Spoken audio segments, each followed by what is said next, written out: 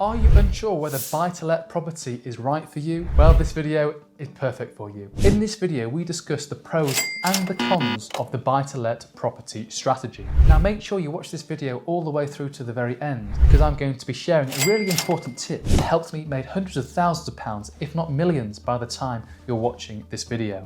For those of you that don't know me, my name is Marco. I'm a portfolio landlord, property investor, developer, and mentor, and I love helping people and companies invest in residential property. Before we get into the main part of this video where I detail the pros and the cons of the buy-to-let strategy, it's really important to note that I'm well versed in several property strategies. Of course, buy-to-let, I'm familiar with HMOs, I've done some land development and conversions, commercial, serviced accommodation, etc. So I've dabbled in several property strategies. I'm experienced in several property strategies. However, I keep coming back to buy-to-let. So yes, this video may be somewhat biased from a buy-to-let point of view. However, it's only biased because it's been so successful for me as an individual, and I certainly wouldn't be here now if buy-to-let property wasn't a thing. So without further ado, let's get into the disadvantages of buy-to-let, and then we'll come on to the advantages. The first disadvantage of buy-to-let is the maintenance. So of course we have to maintain the property that we're investing in. Now, depending on what property strategy you're undergoing, you probably have to maintain the property anyway. However, there are certain strategies where actually we as the investor are not liable to maintain the property. So if you're renting the property out, maybe on an FRI lease, a commercial property that is, or in fact perhaps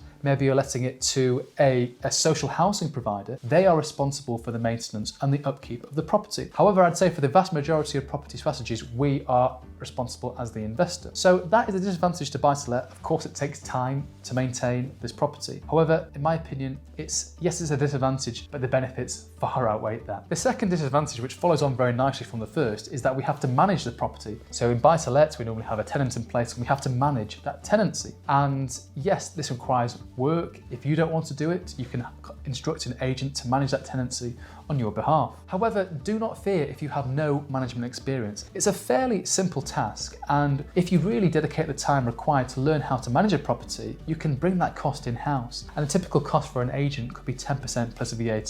So call it 12% of your rent you could save and bring in-house by managing that property yourself. The third disadvantage is that there are sometimes voids within buy-to-let property. A void is the gap between where the tenant checks out and the new tenant checks in. It could be nothing. It could be a couple of weeks, it could be a few months. So voids are really important. Now, there are ways to minimize voids. So for example, in my portfolio, I like to have no voids whatsoever. Now you may be thinking, Marco, how on earth do you do that? Let me explain. Let's say, for example, the tenant checks out at 8 or 9 o'clock in the morning. Well, we'll get the cleaner in then, first thing, to turn around the property, and then by 2 or 3 o'clock in the afternoon, it's ready to go again. And therefore, you don't go a single day without losing any rent. The fourth disadvantages are the regulatory and tax changes. Now, there's a lot going on at the moment with our government in terms of various reforms. Obviously, the rental reform is going through at the moment. There are leasehold reforms going through right now. So property is an ever-changing landscape. And if we look at it from a long-term point of view, the policies that have been introduced are being stricter and stricter when it comes to their approach to landlords. So therefore,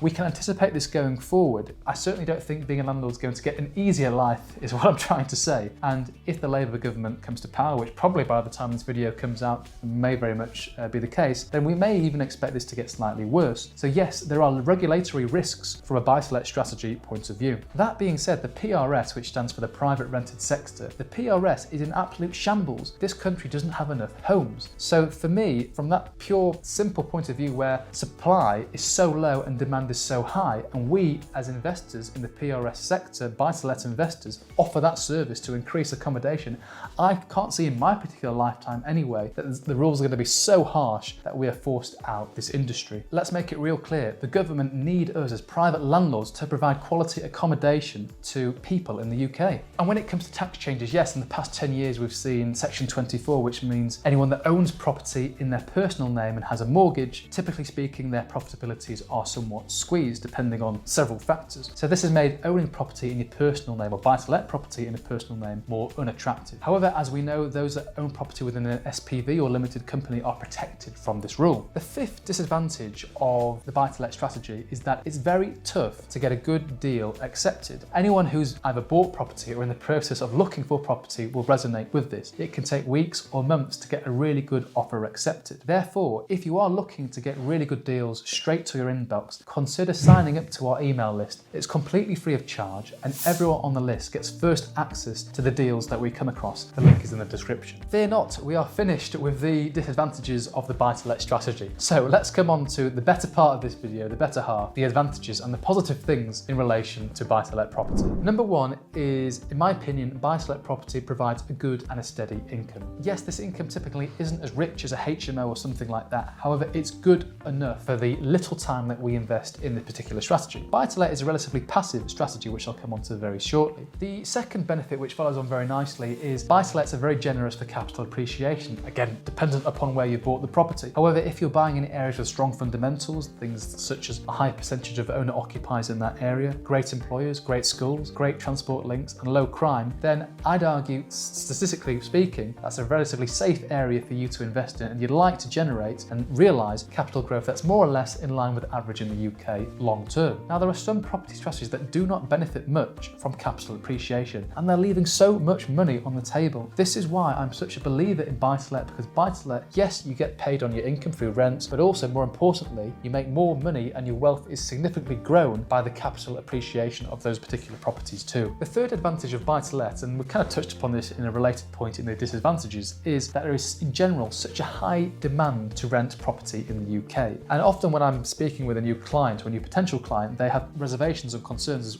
is the property going to let? And in the 12 plus years I've been letting property, I can tell you I've never ever, from my experience, struggled to let a property providing it's been marketed at a fair price and in a good location. So if you're buying in a good location and you're reasonable with your price, a property will always let. In fact, we let a property last week in Leeds, 2-bed typical terrace property in Leeds. We had 102 inquiries. Tenant demand at the moment is absolutely crazy, and this is why I'm so pro buy-to-let, because the PRS, the private rented sector, really is in dire straits, and it needs us as investors to come in and plug this gap and provide quality accommodation to tenants. The fourth advantage of the buy-to-let strategy is, typically speaking, we are in control, especially if we are managing the property ourselves. More or less, we're in full control. Now, this assumes that we're also investing in, say, freehold property, and if that is the case, then that's great for investors that really value and appreciate control. Whereas there are other property strategies where once you sign that paperwork and hand that property over for 5, 6, 7 years, you have no control whatsoever, and that service provider has full control. Likewise, if you're investing in leasehold properties, again, your control is somewhat limited because either the freehold or the leasehold directors have the control. The fifth advantage of undergoing the buy-to-let strategy is that we can do this strategy with leverage. Well, what does this mean? This means that we can actually borrow money to buy buy-to-let properties. And the typical example is that we're borrowing 75% of the purchase price, which means we put in a 25% deposit to make that purchase happen. So what this means is actually we don't need 100% of that purchase price in cash. We can borrow to make this happen. And we can take this one step further, where instead of buying one property for cash, we could buy 3 or 4 properties, all with a mortgage. And this means that we can be benefiting from 3 or 4 lots of capital appreciation rather than just one. And also a little note on mortgages. If you are looking for a buy-to-let mortgage, it will cost you slightly less than other mortgages. So if you're looking for a mortgage in serviced accommodation or commercial or HMOs, they normally charge a premium for that service. The sixth and last advantage of undergoing the buy-to-let strategy is that the buy-to-let strategy is relatively simple and easy to learn. The buy-to-let strategy is not a complex or advanced strategy. And because of this, it's very easy to get going. And if you want to learn more about the buy-to-let strategy, please consider booking in a call with me. As you may know, I coach those brand new to buy-to-let, or maybe with a handful of buy-to-lets, and will help take them to that next level. The link is in the description. So there we have the advantages, and I promised before I'd leave you, I'd give you an absolute key tip on how to really make the buy-to-let strategy work. As I've already discussed, the buy-to-let strategy is not complex. The buy-to-let strategy is very simple, but it's a competitive market. So how do we get our edge? Well, for me, the reason how I've made buy-to-let work so well for me is by buying at discounts using the buy-to-let strategy. So rather than pay market level for a property and buy it with a buy-to-let mortgage, I don't want to pay market level. I want to lock in a really good discount on my buy-to-let, and then I know in 2 or 5 years time, when it comes to refinancing that property, I'm going to have some really incredible options. I can refinance, pull some of that equity out to go again, or in fact I could sell the property. So by buying at discounts from day one means that you generate and lock in equity from the very first day day of owning that asset. Now, if you want to hear more about this, as I've already mentioned, please do book a call with me. This is an area that I specialise in, and I help my clients obtain remarkable discounts. So allow me to summarise the disadvantages and the advantages of the buy-to-let strategy. And I'm going to look to my laptop now. So in disadvantages, we have maintenance, management, voids, regulatory and tax changes, and the fact that it's tough to get a good deal. The advantages are we can get a good and steady income, capital appreciation, high rental demand, we have control, we can leverage, and also it's relatively simple to learn. Now, do you still have a question? Perhaps you do. Please comment below, and as you know, I respond to all questions personally. Now, I've made some really incredible buy-to-let content on this channel, and I'm going to let YouTube suggest what video you ought to watch next, and it really would mean a lot to me to see you on that very next video. All the very best with your property investing day. Goodbye.